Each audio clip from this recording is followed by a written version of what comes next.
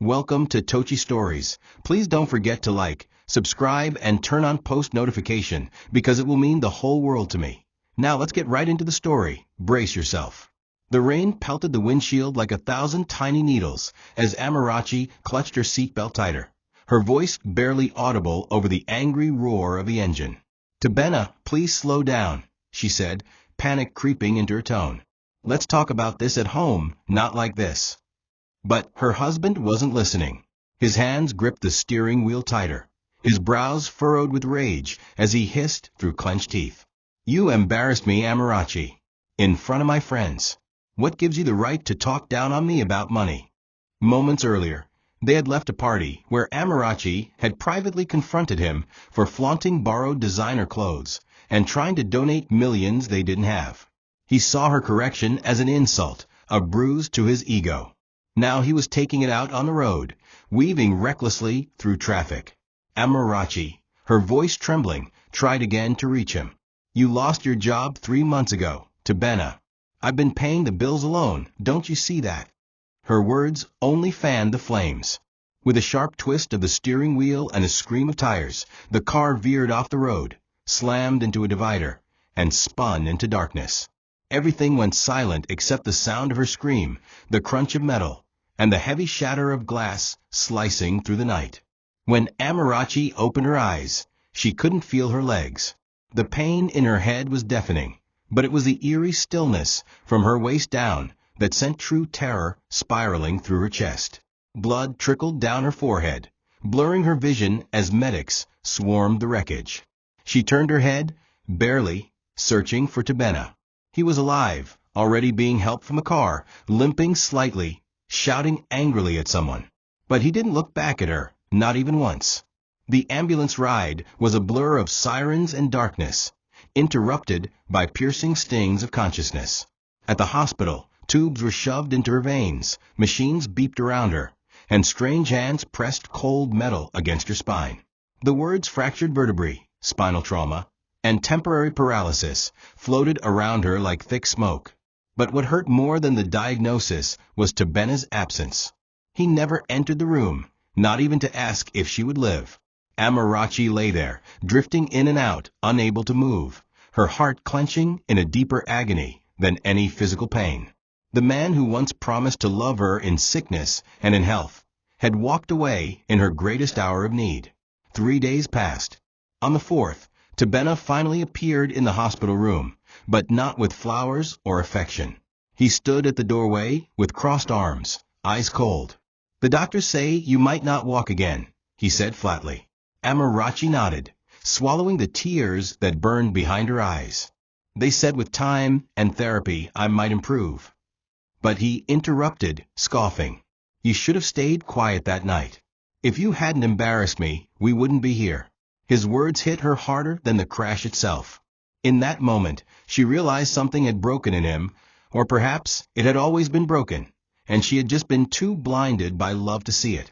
As he turned and walked away again, leaving her in the silence of that sterile room, Amarachi looked down at her useless legs and whispered to herself, "If this is the end, then let me begin again." The hospital room became Amarachi's prison.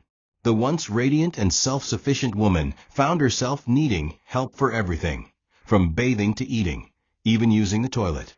And yet, Tobenna never stayed longer than 15 minutes at a time. His visits became fewer, and when he did come, he sat far from her, scrolling through his phone with a face full of boredom. The nurses noticed. They whispered, shared looks of pity. Amarachi hated that. She hated being pitted. But what stung more was watching the man she loved slowly vanish before her eyes. Not physically, he was still breathing, but emotionally he was a ghost. He didn't ask about her therapy, her progress, or her pain. Instead, he started mentioning how the medical bills were too much, and that she was draining the family. She had sold her gold chain for extra cash, yet he didn't contribute a kobo. Amarachi's therapist, a soft-spoken woman named Nurse Zainab, encouraged her daily. "Your body is not your shame," she said one morning. "It's your battleground, and your victory will come."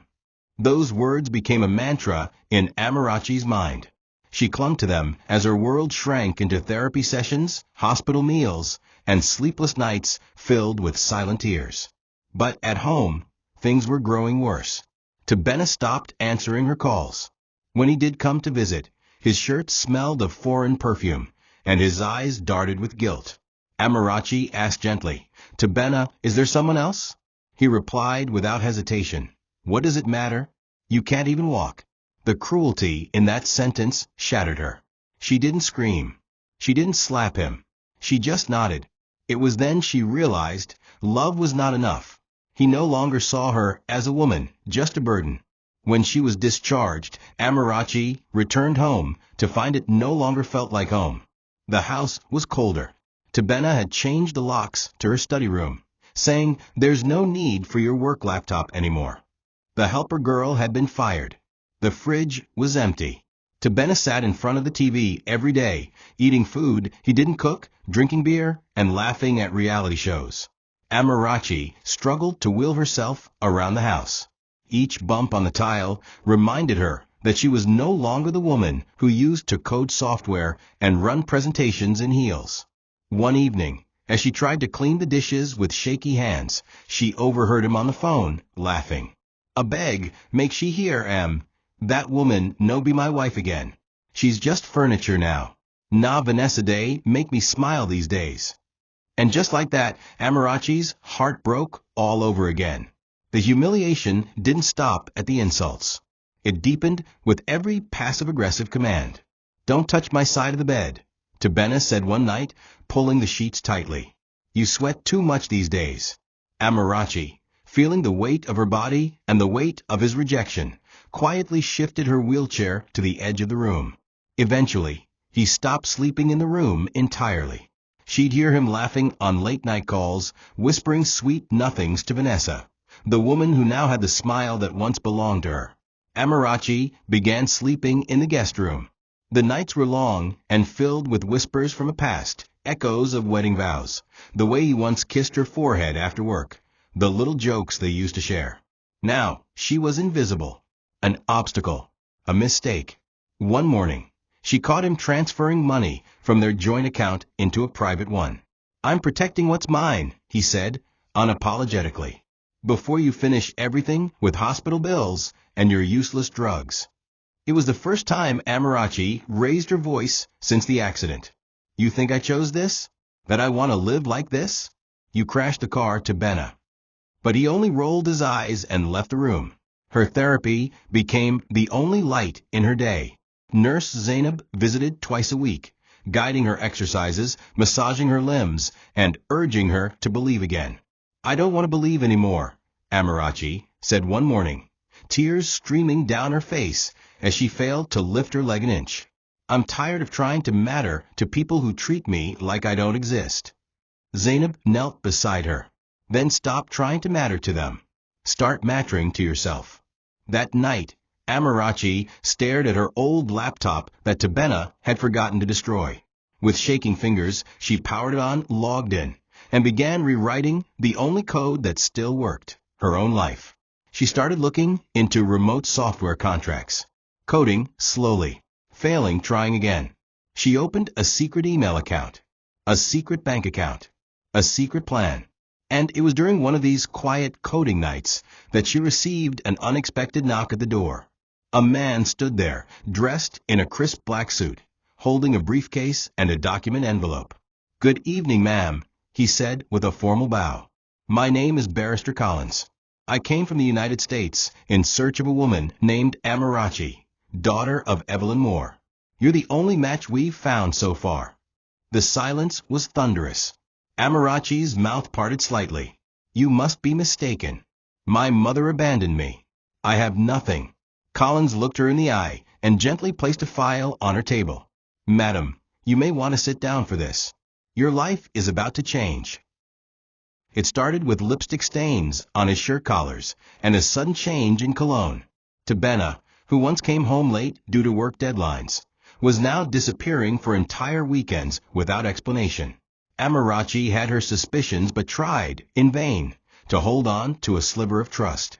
She told herself it might be stress, or maybe he was ashamed of her condition and didn't know how to cope. But deep down, a woman always knows when she is being replaced. One night, when she heard him laughing on the balcony, she wheeled herself slowly toward the sound. His voice was soft, flirtatious. "Vanessa, don't worry. She's harmless now. Can't even get out of bed, without help. I just need a little more time, and I'll be done with her." Amarachi's heart cracked. She didn't cry. She couldn't afford to. Instead, she reversed her wheelchair silently and locked herself in the bathroom until dawn. Vanessa soon stepped out of the shadows and into Amarachi's life like an uninvited ghost. She first appeared in the background of Tobenna's new Instagram stories, laughing in restaurants, seated in his car, then eventually in their home. Tobenna lied at first. "She's just a friend," he said, "helping me cope with all this stress." Amarachi bit her tongue, but the signs became louder than words. Vanessa began leaving her things in the house, a silk scarf here, a handbag there, then perfume that lingered in the sheets even when Amarachi tried to wash them herself. Eventually, Tobenna stopped hiding her. He began walking into the house with Vanessa at his side, bold and unapologetic. Amarachi would watch from her wheelchair as they giggled past her, as if she were a ghost haunting her own life. One afternoon, while Amarachi sat in the garden taking in the breeze, Vanessa strutted outside in a short, floral gown Amarachi recognized as one of hers. The woman smirked, bent toward Amarachi, and whispered, "Enjoy the fresh air while you still can. Tobenna says the boys' quarters will be more suitable for you soon." And soon enough, Tobenna made it official. He walked into the living room one morning, looked her dead in the eye, and said, "You're moving out of this bedroom. Vanessa needs space." Amarachi stared at him, her hands trembling on the wheels of her chair. "This is my home too," she said, voice barely audible. Tobenna didn't flinch. "Then make yourself useful and learn to live like someone who can't work. That's what you are now, isn't it? Dead weight." Amarachi moved into the small, dusty boys' quarters behind the main house. It had no water heater, no ventilation, and the toilet barely flushed. Vanessa began mocking her in whispers and loud sighs. But Amarachi bore it all in silence, not because she was weak, but because she was planning. Because now there was a fire growing in her, not just from the betrayal, but from the mystery that man in a suit had brought into her life. If there was even a small chance she wasn't who she thought she was going to find out. Every morning, Amarachi woke up to the rooster's crow and the sound of Vanessa's loud laughter inside the mansion that used to be her home. She would sit by the cracked window of the boys' quarters and watch the two of them walk past, hand in hand, as if she didn't exist. Sometimes Vanessa would even wave mockingly, sipping juice from Amarachi's former favorite cup. Tobenna had taken almost everything from her: her bedroom, her identity in the house, her respect, and soon her pride. It wasn't enough for him to betray her. He had to make her feel like she deserved it. She tried to find dignity in little things, making her bed, cleaning her small corner, and doing her therapy exercises in silence. But the pain was endless, not just the muscle spasms and numbness in her legs, but the humiliation of knowing that the man she loved now saw her as garbage. She tried to contribute to the house, hoping to regain a shred of value in his eyes. She sold the last of her gold earrings and used the money to buy groceries. She cooked the stew herself, wheeling across the kitchen despite the mockery of Vanessa, who laughed and filmed her struggling. "Careful, Madam Wheelchair," Vanessa sneered. "You might burn your useless self." Tobenna didn't say a word. He didn't defend her. When Amarachi brought the food to his table, Tobenna didn't even taste it. He waved it away and ordered takeout. Vanessa later poured the food down the drain. Amarachi watched as her efforts and the last of her money vanished down the sink. That night she didn't sleep. She sat outside under the moonlight, staring at her frail hands. "I used to be a woman," she whispered to herself. "Now I'm just surviving." But even in her lowest moment, Amarachi's mind still burned with brilliance. She returned to coding at night, not for income yet, but to remember who she was. She signed up for free online seminars, created aliases, and started applying for remote freelance work. All of this in secret, using the old laptop that Tobenna had forgotten about. She was slowly reclaiming her power, piece by piece. And then came the message. Barrister Collins had emailed her. Subject line: confidential verification, Evelyn Moore estate. Attached were documents, a will of birth record, a photograph of Evelyn Moore holding a baby swaddled in Ankara cloth. Her breath caught in her throat.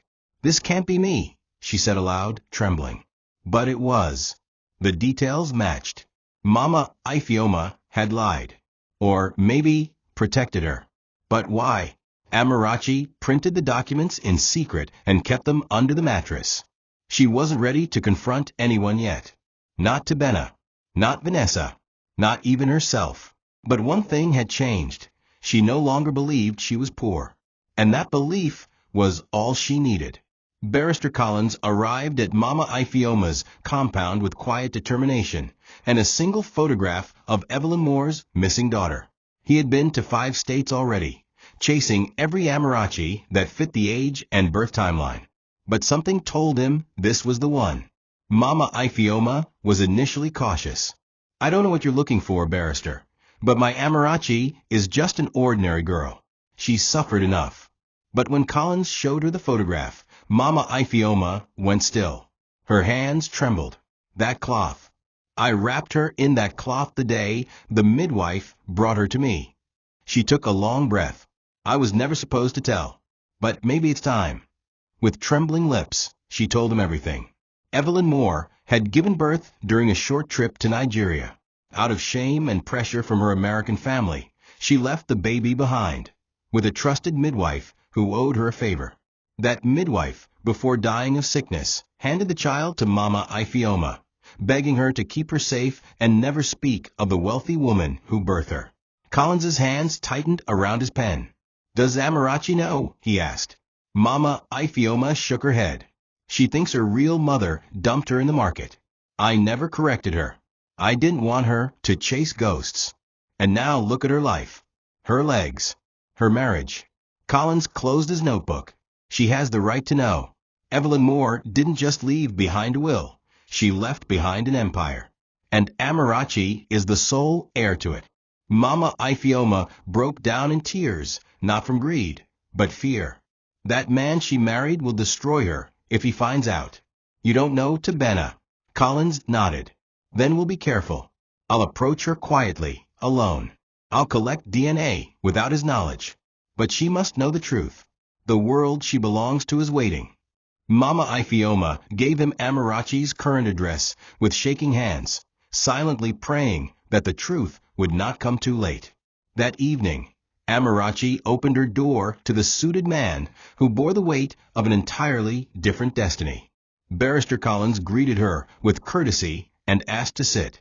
At first, she was guarded, afraid. She had already seen the emails. She had already begun to hope and fear. Collins slid the envelope toward her. Inside were fresh documents, DNA forms, estate information, old photographs. "Your name is Amarachi Moore," he said. "You were born in Lagos General Hospital. Your biological mother was Evelyn Moore, founder of Moretech International." The room tilted. Amarachi's ears rang. "No," she whispered. "That's not possible. I'm just a broken woman in a boy's quarters. A cripple. A mistake." But Collins shook his head gently. "No, ma'am. You are the legal heir to $200 million. And I'm here to help you claim it." And in that moment, for the first time in months, Amarachi smiled. Amarachi sat across from Mama Ifioma with the documents spread across her lap like pieces of a forgotten past. She looked at the older woman, the woman who had raised her with love, discipline, and care, and yet never once told her that she came from a different world entirely. The air between them was heavy, trembling with unsaid truths. "Why didn't you ever tell me?" Amarachi's voice cracked, not out of anger, but sorrow. "Why did you let me believe I was unwanted, that I was nothing?" Mama Ifioma's lips trembled. Her hands clutched a white handkerchief that she twisted repeatedly between her fingers. "Because I wanted you to grow up humble," she said quietly. "And I wanted to protect you. You were just a baby when the midwife brought you. Evelyn, she didn't abandon you because she didn't love you. She was afraid. Her family would have disowned her. She made the hardest choice she could. Amarachi turned her face to the side, struggling to breathe. And what about me? I grew up thinking I was dirt. I married a man who doesn't love me, who hurts me. Would all of this have happened if I had known? Mama Ifeoma reached across the table and held Amarachi's hands. You think wealth would have protected you from pain? No, my child. The world doesn't care if you're rich or poor when it wants to test you. But now maybe it's time to become who you were always meant to be. Amarachi's eyes filled with tears. But look at me, she whispered, pulling her blanket tighter. I can't walk, Mama. I'm not the kind of person who deserves to run a company. I'm broken. Mama Ifeoma's voice grew firm. No, you're not broken. You are tested, and tests birth warriors. Amarachi looked down at the folder again, then back at the woman who had raised her. So everything I've built, my education, my mind, all that wasn't just luck, it was blood. Mama Ifeoma smiled faintly. You're your mother's daughter. She built an empire with her brain. You inherited more than her name. You inherited her fight. That night, Amarachi didn't sleep. She sat with the will in her lap, a blanket over her legs, and her laptop open. She wasn't ready to step into the world yet, but she could at least start learning about it. And beneath her grief, beneath the trauma and shame, something stirred, not rage, but purpose. But one name kept haunting her as she stared at the ceiling that night. Tobenna. The man she once trusted. The man who now shared a bed with another woman in her own house. If he found out about this inheritance, what would he do? Would he suddenly love her again? Would he try to use her? Or worse, would he try to hurt her again, physically this time? She'd seen the way Vanessa laughed when she fell. She'd seen the hunger in Tobenna's eyes when money was involved. No, Amarachi knew what she had to do. She had to stay silent. She couldn't reveal this to anyone yet. Not until she had control, not just of the money, but of her story. She would sign the documents with Barrister Collins, authorize the inheritance, and keep it hidden under a separate identity. Let Tobenna think she was still poor, still weak. Let Vanessa mock her a little longer. Because when Amarachi rose again, they would all remember the woman they tried to bury. The DNA test was collected the following week, discreetly. Barrister Collins had arranged for a trusted nurse to come under the guise of physiotherapy. She drew blood samples from Amarachi, and Barrister Collins flew them back to the U.S. himself. For the first time in her life, Amarachi felt two worlds pulling at her. One, the world she had known all her life, a world of suffering, sacrifice, and survival. And the other, a world she had never imagined, a world with private jets, billion-dollar companies, and a name that shook the tech industry. Evelyn Moore wasn't just rich. She was a legend. And Amarachi, the same woman mocked and spat on for being crippled, was her daughter. Still, despite the mounting evidence, part of Amarachi couldn't believe it. She'd wake up in the middle of the night and tell herself it was a cruel joke, that someone somewhere was playing with her mind, that maybe she'd die before she ever touched a single kobo of that inheritance. Trauma made it hard to hope. Her whole life had been pain. Why should it change now? But the call came 3 days later. Barrister Collins was smiling on the other end. It's confirmed, he said, his voice brimming with emotion. You are Evelyn Moore's daughter. You are her only surviving relative. The full estate, stocks, and liquid assets, they're all yours now. Amarachi didn't speak for nearly a full minute. Her mouth was open, her fingers trembling. What now? She finally whispered. Collins replied. We move the assets into a hidden trust in your name. We register your name under a corporate alias. You start as a silent investor while you recover. Then when you're ready, you step forward as CEO. The world thinks Evelyn's heir was never found. That gives us an advantage. Amarachi leaned back slowly. Her mind raced. What about the media? We'll keep your identity off the radar until you're ready, he reassured her. This power is yours to control. Amarachi ended the call and stared at her reflection in the dusty mirror. Same face, same body, same legs. But now she wasn't just Amarachi. She was Amarachi Moore, owner of $200 million and counting. From that day, a transformation began, not outside, but within. Amarachi began hiring staff under aliases, managing shares remotely, and buying up properties quietly. One of the first moves she made was acquiring shares from the failing software startup Tobenna had mocked years ago, a company that, unknown to him, was about to become a global player. She built up her strength in silence, undergoing physiotherapy privately while pretending to Tobenna that she was wasting away. He never asked about her recovery. Vanessa continued to strut around the house like a queen, while Amarachi acted like a servant. But she no longer cried. She no longer broke, because she knew something they didn't. They were mocking a crippled woman, but she was already sitting on a throne. The transformation was invisible to Tobenna, and that was exactly how Amarachi wanted it. Each day, she wheeled past him with downcast eyes and a weak voice, and each day, he paid her less attention. "Vanessa is cooking now," he said casually. "Don't stress yourself trying to prove anything." Amarachi would nod, limp away, and return to her laptop, where she controlled multiple investment portfolios, coded software patches for international firms, and signed off on multi-million naira property deals in Banana Island, all under names he didn't know existed. Her power grew like quiet fire, and with every insult he hurled at her, she built another wall around her heart. No one, not even Vanessa, suspected a thing. They saw a woman in a wheelchair and forgot to look at her mind. That was their mistake. They laughed too soon. Because Amarachi, in her silence, had become far more dangerous than they imagined. She used her alias AM Holdings to become a silent majority shareholder in Tobenna's company, which had been struggling since he fired 2 of the tech consultants Amarachi once mentored. She watched his board meetings virtually, listened to his arrogance, and made notes.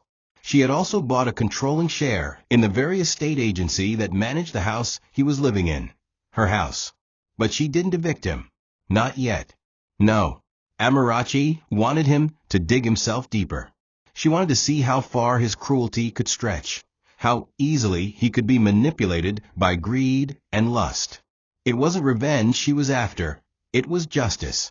Justice with style. So when Tobenna came to her room one night and said, "We may have to sell this house, Amarachi. Money is tight," she only nodded. "Do what you have to," she replied softly. "It's your house now." She watched him walk away smiling, thinking he had won. What he didn't know was she had bought the house 2 weeks earlier, in full, through a different agency. And when the time is right, he would receive an eviction letter from her. Amarachi began funding disabled women's training programs across Lagos, all anonymously. She formed a foundation in her mother's name, hiring women in wheelchairs and walking aids. Women just like her. "The world doesn't pity us," she said during a secret planning session. "So we build a world that doesn't need their pity." But still, she kept her identity buried. Her final phase wasn't ready, not until she could stand, not just emotionally, but physically. Her therapy was working. Slowly, painfully, she could now stand with support. She held onto railings, pressed her palms into walls, took 2 steps, then 3. Every step was fire in her nerves, but every one was also freedom. Because one day, when she walked into that boardroom in heels, she wouldn't just be Amarachi. She'd be the queen they tried to destroy. It began with a knock on the door and a suitcase in Vanessa's hands. Amarachi sat frozen in her wheelchair by the living room corner as Tobenna casually walked in behind her, holding a box of toiletries and a toothbrush. "She's just staying for a while," he said without shame. Her landlord's being funny. Amarachi didn't respond. She watched Vanessa glide into the house in a body-hugging gown and stilettos, giving Amarachi a long, smirking glance. "Hope you don't mind, sweetheart," Vanessa purred, placing her handbag on the center table. "I told Tobenna I could help out around here, maybe make your life easier." Amarachi smiled faintly. "I'm sure you will." Inside, her heart was pounding, not with rage, but with restraint. She knew this was the moment Tobenna had crossed a line he could never walk back from, bringing a mistress into their home while she still bore his name, while she still recovered, was not just wickedness. It was war. Over the following days, the house that Amarachi once called home turned into a mockery of everything sacred. Vanessa redecorated the living room, changing curtains and throwing out Amarachi's framed photos. "It's time for a fresh atmosphere," she said sweetly, while Tobenna chuckled and agreed. She took over the master bedroom, filled the house with loud music, and even walked around in Amarachi's old clothes, twisting the knife deeper. Amarachi was moved fully into the boys' quarters, stripped of her remaining dignity. When she requested basic items, sanitary pads, medication, food, Tobenna rolled his eyes and said, "We're not running a charity here." Vanessa even left dirty dishes at the door of her room, mocking her like a maid. But Amarachi never raised her voice. She cleaned what needed to be cleaned, ate what little she could afford, and kept to herself, because all the while she was building. Every night, after pretending to sleep, she powered on her laptop and reviewed financial statements, signed partnership contracts, and expanded her growing tech portfolio. While they plotted her humiliation, she plotted her rise. But the betrayal went beyond physical presence. One evening, Amarachi overheard Tobenna on the phone with a friend, boasting. "She's still here, crawling around like a dog, but no walla. Her ATM card still day function. I'll squeeze her dry before I bounce." That night, Amarachi made a decision. She transferred all her personal funds into a new hidden account and canceled the joint account they once shared. She called the tech startup she had invested in, which had quietly grown into a fast-rising name, and pushed the merger forward using her voting rights as majority shareholder. She bought out the entire floor of a commercial property in Victoria Island and converted it into an exclusive software incubator. And she did all of it with one hand on her wheelchair, the other on her mouse. Vanessa was busy taking selfies in Amarachi's mirror, but Amarachi was writing a new future. And it was almost time for the reveal. The boardroom was silent when the announcement was made.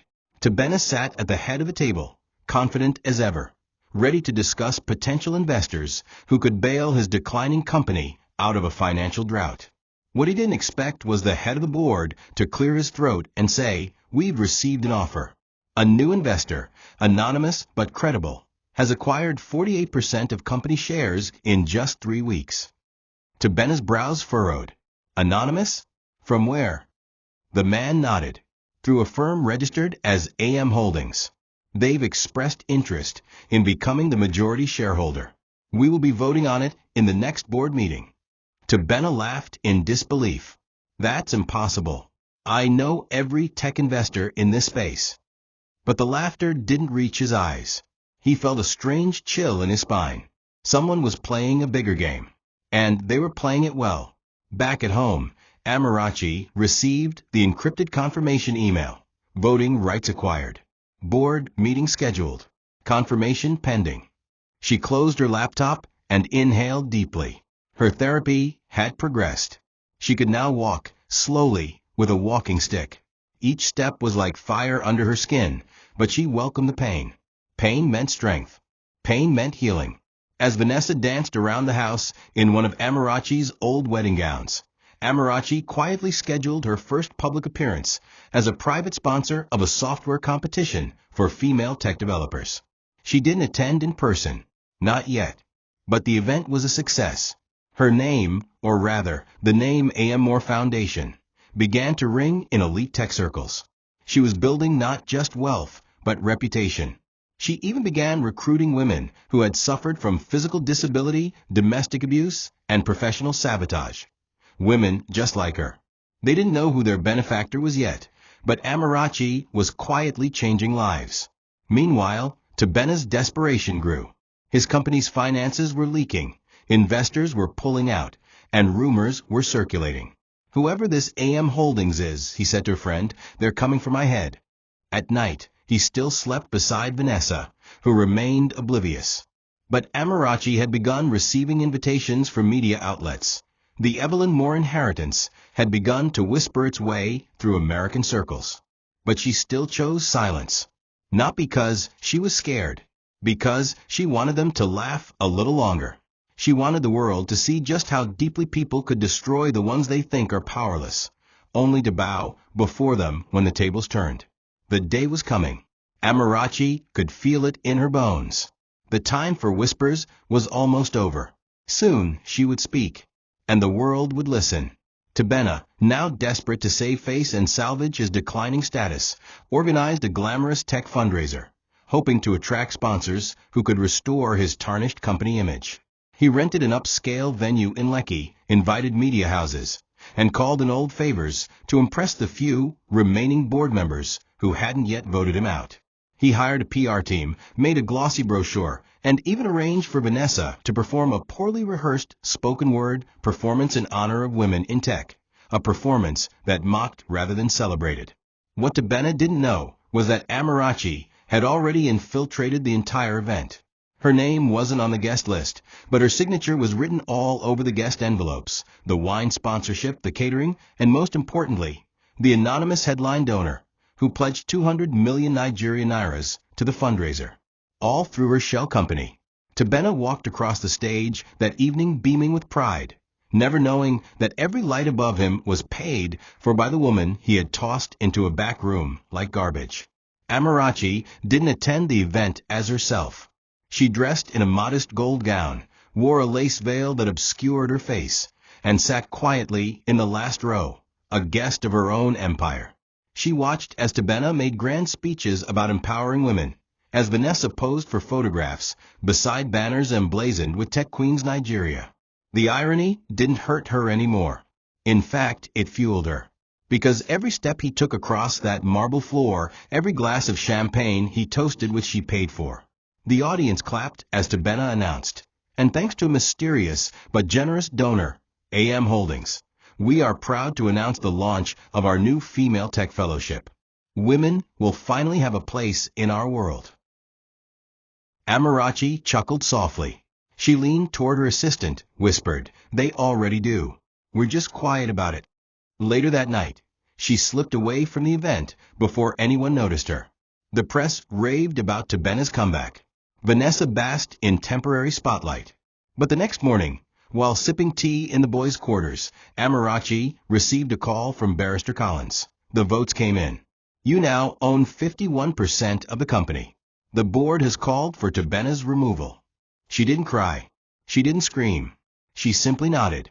"Schedule the meeting. I'll be there." Then she stood slowly, gripping her walking stick, and took 5 full steps without help. It was the first time since the accident. She was ready, not just to walk again, but to take back everything.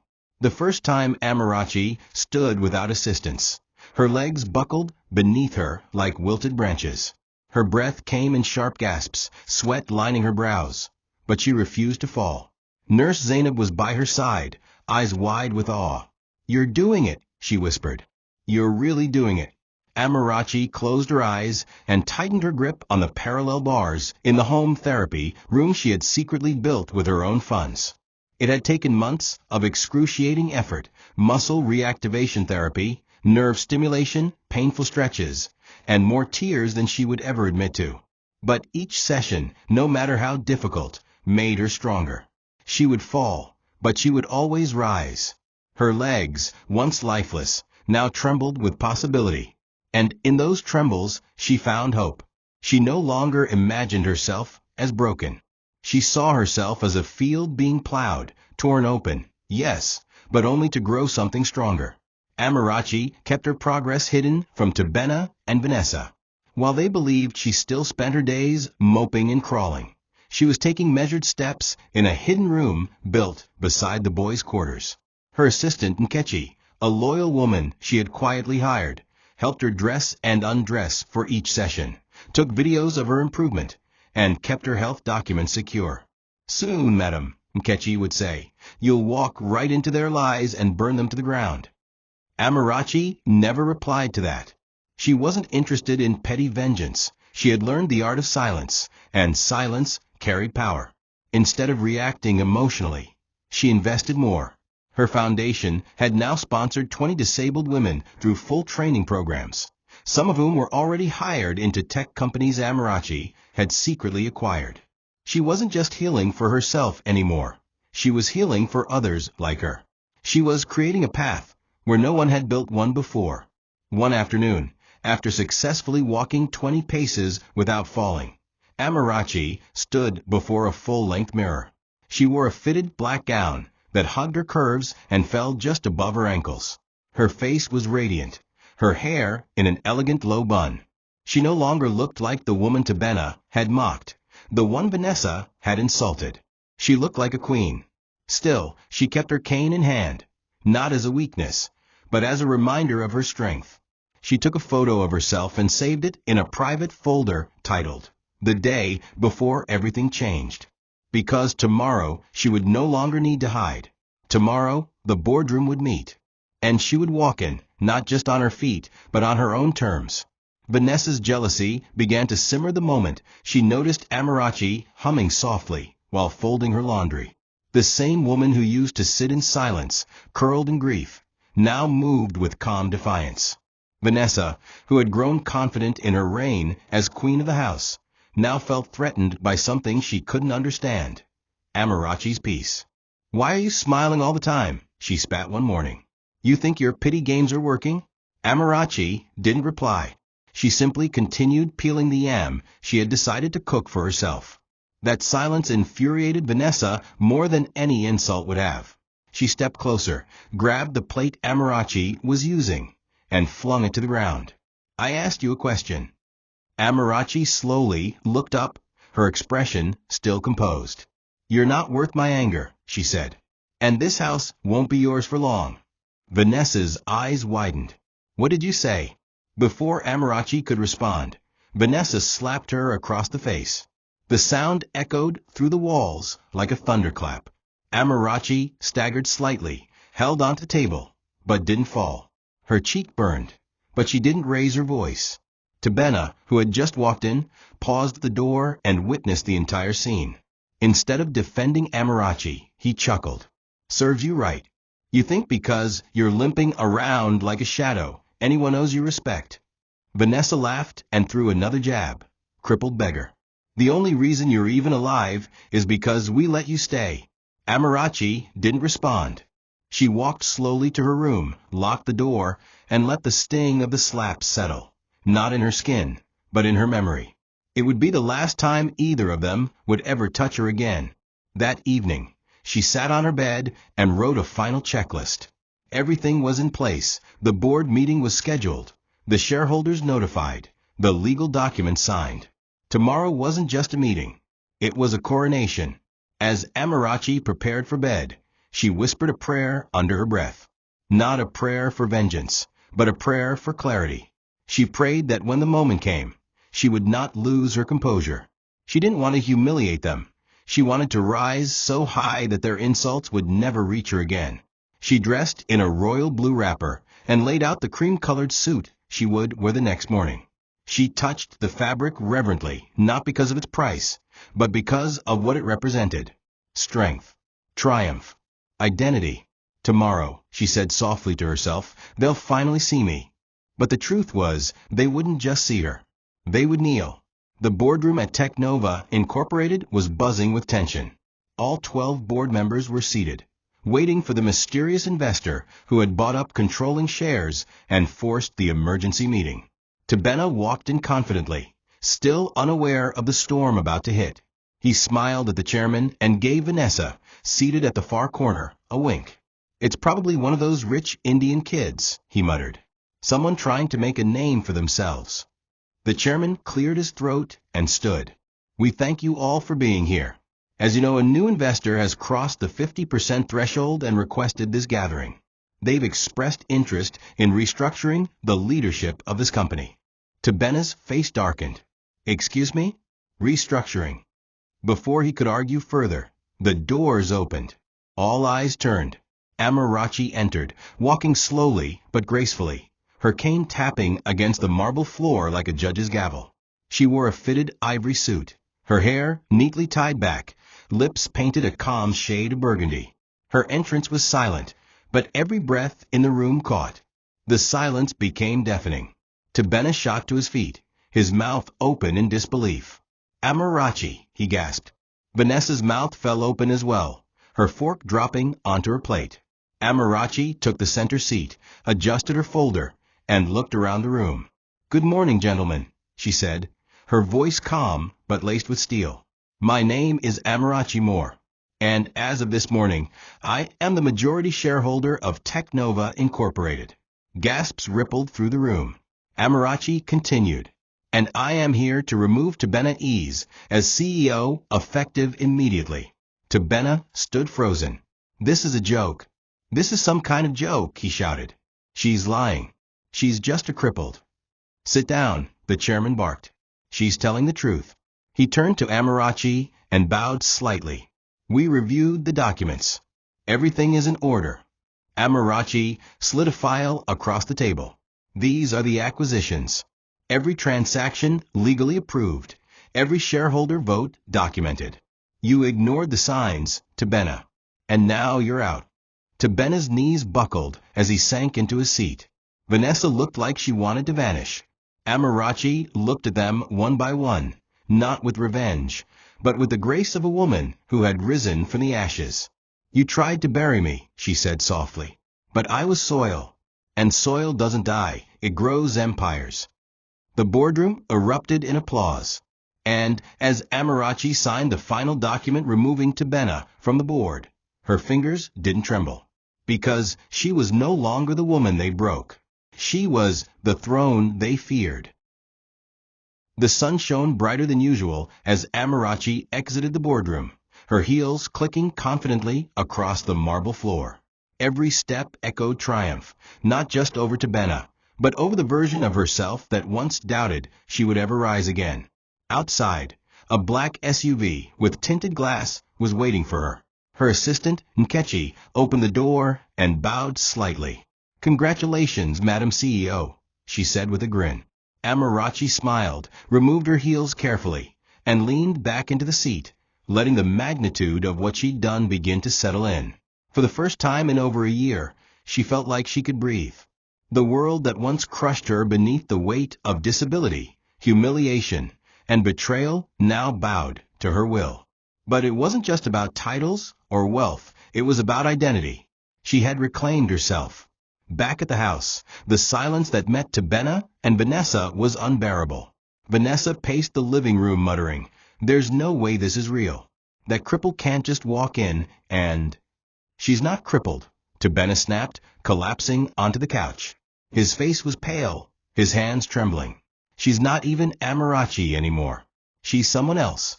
Someone we don't know." Vanessa's voice rose, shrill with panic. "Well, you need to fix it. Go to her. Apologize. You're her husband, for God's sake."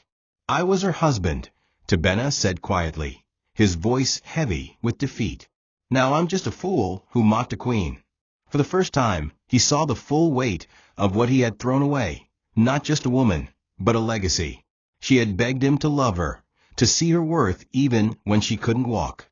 He had laughed. Now, the world applauded her while he sat in silence. Amarachi arrived at the estate quietly, walking past the stunned gatekeepers who now recognized her from the news. As she stepped into the compound, she saw Tobenna and Vanessa frozen in the hallway mid-argument. They both turned to her, Tobenna's eyes wide with regret, Vanessa's face contorted in disbelief. Amarachi didn't stop. She walked between them, her head held high. "You live in a house you no longer own," she said calmly.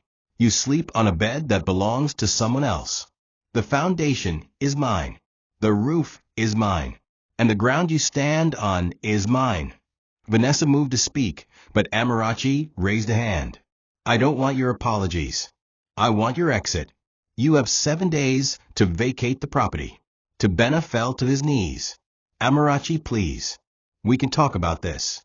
She paused, looked him in the eye, and whispered, "You already talked. When you said I was furniture. When you let her slap me. When you laughed at my pain. That was the conversation." Then she walked away, and the queen never looked back. The next morning, the compound was abuzz with whispers.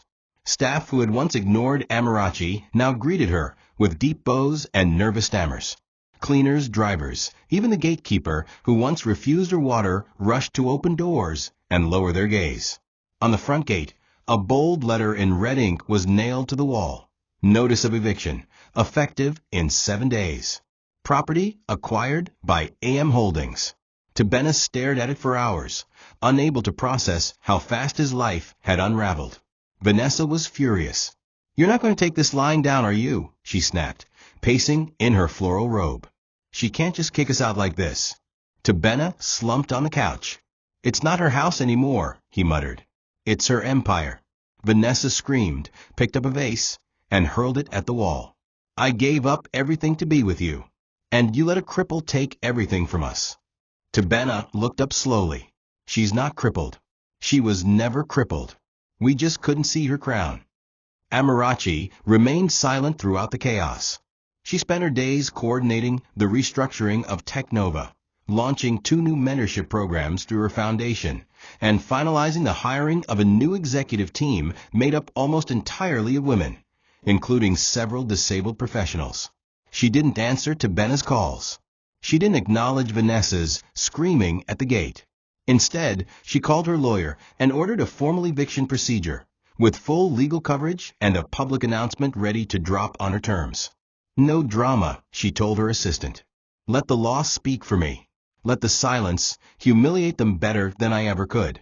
On the 6th day, a moving truck pulled up at the gate, and a team of agents came to catalog everything that didn't belong to them. Vanessa tried to block them. She screamed at the staff, cursed the legal officers. But it was over. Tobenna, now stripped of his CEO title, his house, and his image, sat on the edge of the fountain with his head in his hands. Amarachi came out briefly, dressed in a sleek brown pantsuit. She walked up to him and dropped an envelope in his lap. Inside was a bank slip with 1 million Nigerian nairas. "I don't owe you anything," she said, "but I'm giving you this so that when people ask how you got back on your feet, you'll be honest and say, 'She helped me after I broke her.'" Tobenna looked up, tears in his eyes. "You still have a heart." Amarachi nodded. "No. I have a throne now. And thrones don't entertain clowns." She walked back inside, shut the gate behind her, and sealed the chapter they thought would define her. But her story was just beginning. Vanessa's downfall was far more public than Tobenna's. Once a rising Instagram influencer with designer bags and exotic vacations, all funded by Amarachi's stolen piece, she now found herself trending for all the wrong reasons. Blogs began publishing leaked footage of her humiliating Amarachi. Screenshots of her mocking messages were posted anonymously. Audio recordings of her saying "crippled beggar" went viral. Brands she once modeled for dropped her. Her followers turned on her. And worst of all, the luxury boutique that had gifted her dresses for exposure filed a lawsuit, claiming she never returned borrowed items. Vanessa tried to fight back, posting a long video on her Instagram story, crying crocodile tears and blaming Amarachi for setting her up. But the damage had been done. The world had seen who she truly was, and no amount of makeup or filters could undo it. Meanwhile, Amarachi refused to speak publicly about her.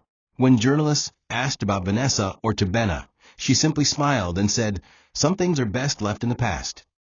That silence, however, spoke louder than any interview. It showed restraint, class, and power, all the things Vanessa lacked. Desperate, Vanessa tried to sneak back onto the property to beg Amarachi for forgiveness. She was caught at the gate, crying and barefoot. "Please," she begged, "I'll do anything. Just let me talk to her." Amarachi was upstairs in her office at the time. When her assistant informed her, she paused for a moment, then calmly replied, "Offer her water." Then asked the guards to escort her out. Kindly. And that was it. That was the difference between them. Amarachi didn't fight with filth. She cleansed with silence. In the days that followed, Amarachi's foundation gained global recognition. Her speech at the African Women in Tech Summit went viral, not because she talked about vengeance, but because she talked about value. "They took my legs," she said on stage, "but they couldn't take my vision. And in the darkness, I built a light that now guides others." Women stood and wept. Investors lined up to work with her. She was no longer the woman they whispered about. She was the woman they wanted to become. As for Vanessa, she moved into a friend's spare room in Yaba, her hairline receding from stress. her name wiped from every event list. She had once laughed at Amarachi's pain. Now the world laughed at hers. But Amarachi wasn't watching. She was too busy building a legacy. The days that followed were quiet, not with emptiness, but with peace. Amarachi no longer woke to slaps of ridicule or the cold silence of a resentful husband. She awoke to the hum of purpose. Her mornings began with physiotherapy, followed by strategy calls with her global board. In the evenings, she visited her foundation, where rows of women in wheelchairs, with walking sticks or healing scars, greeted her with pride. Many didn't know her full story, but they knew she was one of them. Madam CEO, they called her, the woman who made us believe again. Amarachi watched them flourish. Women who were once hidden, now presenting at tech expos, leading software teams, and rewriting their own stories. Each success fueled her soul. She had turned her pain into a ladder, and every woman who climbed it reminded her that the throne she had gained wasn't inherited. It was earned through fire. In the media, her name spread like wildfire. Not as Evelyn Moore's daughter, though that fact eventually surfaced, but as Amarachi, a woman who rose after being broken, who turned silence into empire. Magazine covers labeled her the Silent Phoenix, Africa's new tech matriarch, and the CEO who walked again. But Amarachi didn't get lost in the noise. She remained rooted in the people, visiting clinics, building scholarships, and showing up without cameras where it mattered most. Mama Ifioma moved into a guest house on the estate, now receiving the care and dignity she had never asked for, but always deserved. Even Nurse Zainab, the woman who taught Amarachi to stand, was now running her own rehab center, fully funded by the Moore Foundation. Amarachi had become more than a survivor. She had become a symbol, but her past still echoed. Occasionally, she'd receive text messages from Tobenna, short, sorrowful notes that said things like, "I see your name on TV. I'm sorry," or "I never knew what I had." She never replied, not because she hated him, but because she had outgrown the version of herself that needed closure from him. Vanessa's name faded from gossip blogs, her account eventually deleted, her face replaced by newer scandals. Amarachi's throne wasn't built on their downfall, but on her discipline. As she stood before a crowd at a gala one evening, her speech was simple. "They thought taking my legs would stop my journey. But queens don't need legs to stand tall. We rise on purpose." The applause shook the room. And in that moment she knew. She hadn't just claimed an inheritance. She had claimed her destiny. It was a rainy Friday afternoon when the message came. Amarachi had just finished reviewing architectural plans for a new tech training center when her assistant entered, looking hesitant. "Madam," she said softly, "he's here." Amarachi raised her brow. "Who?" "Tobenna," she replied. "He's at the gate, drenched. He says he just wants to talk." Amarachi paused, closed her laptop, and walked to the balcony. And there he was, soaked from head to toe, his once crisp clothes now faded, his shoes worn, and his eyes hollow.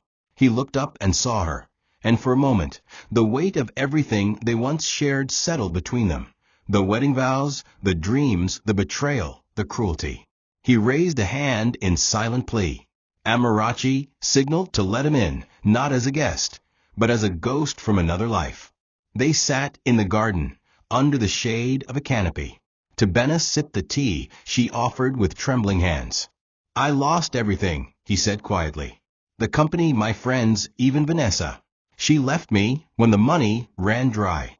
I'm sick, Amarachi. The doctors say it's my liver. I don't have the strength or the funds. I didn't know where else to go." Amarachi looked at him, her expression unreadable. "You once said I was a burden," she whispered. "You called me furniture. You laughed when I begged. And now you sit here asking for my help." Tobenna dropped to his knees. "I know. I was blinded by pride, by ego. But you became everything I wasn't. I'm not asking for much. Just help me survive." There was no dignity left in his voice, only the raw, desperate sound of a man who had burned every bridge, except the one he never thought he'd need to cross again. Amarachi stood and looked down at him. Her voice was steady. "I will not hate you, Tobenna.